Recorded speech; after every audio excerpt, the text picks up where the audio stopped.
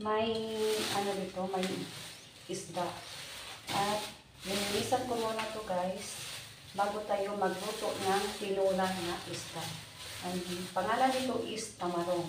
Ayan, isang kilo to guys. Bago ko ito lutuin, nililisan ko muna at kuhaan ko muna to ng mga hasang. Ayan, may ano tayo dito, may gripo, pero kailangan pa ano dito kasi kailangan pa siya i-on ang breaker doon. Pero nakatambak na pa dito ng tubig para panglinis ko ng ating isda. Ayan, nauna tayo dito guys. Kuhaan ko to ng mga hasang. Ayan, hindi niyo ako makita guys, no? Hindi ako makita. Kunti. Ayan. Ayan, kunan ko ito ng mga hasang. Ayan. Kuhaan ng mga hasang. Ayan po guys. Ayan po ang ating isda. Pagkatapos ng kuhaan ng mga hasang, nagasan natin ulit. Ayan, diba?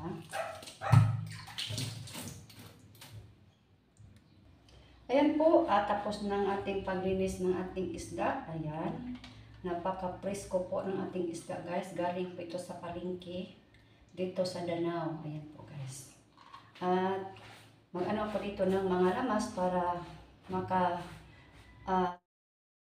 ayan po guys. Ayan po ang mga lamas natin. May ano tayo dito. May sibuyas dahonan. Ayan. May sibuyas Mumbai. May kamatis, may ahos, luya, lemongrass, at saka yung sili. Ayan po guys. Yan po ang ating lamas guys ng ating tinola na isda na tamarong. Ayan po. At andito po ang ating isda. At ipakita ko din sa inyo ang ating isdang tamarong. Ayan. Napaka-presko po. Galing po ito sa palengke dito sa Mercado. Mercado ng palengke. Chok. Mercado at saka palengke pa, diba? Char. Dito sa Danao City. Ayan po guys. Ayan ang ating tinulang isda ngayon. At nagpakulo na ako ng tubig. Ayan po, nagpakulo na ako ng tubig para dyan tayo mag-tinula na isda. Ayan po.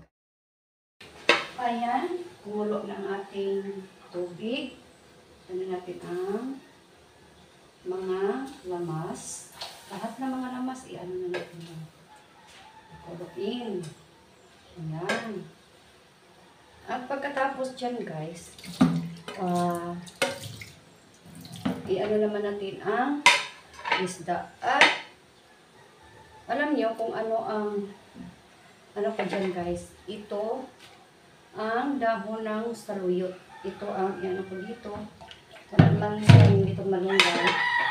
Dahon ng saluyot ang ilagay ko dito. Ayan. Dulo na siya. Ilagay natin ang isda. Ayan. Isda. Ayan. Pagkatapos,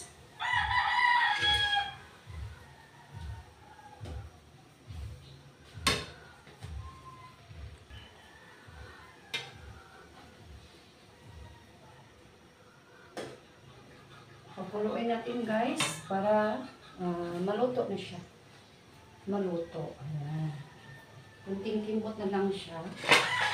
At habang hindi pa naluto, magbugas muna ako ng pinggan na nilagyan ko sa isda.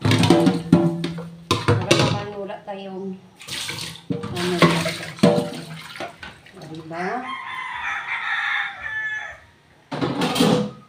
Pasensya na po tayo guys na medyo maingay ang mga aso, meron din pusa, lalo na ang pinakamaingay yung yung manok. Ayan. At saka may bula naman siya para hindi siya masyadong malansa yung isda. Di ba may bula din siya? Kunin natin yan, yung mga bula. Tulad nito. Tulad ng mga bula, itapon natin dito sa lababo. Ayan. Para hindi siya malansa. Hindi ko na lang siya tinikman. Ano na lang siya. Hindi ko siya tinikman kasi alam ko na yung timpla na kumpleto talaga. Kasi hindi ako kumain ng isda. Kaya hindi ko na lang siya tinikman. Alam ko na yun. Ayun. Sobrang kumukulo na. Ayan, parang luto na ang isda. At ilagay na natin to ang saluyot. Ayan. Ang saluyot, guys. Wow. Diba?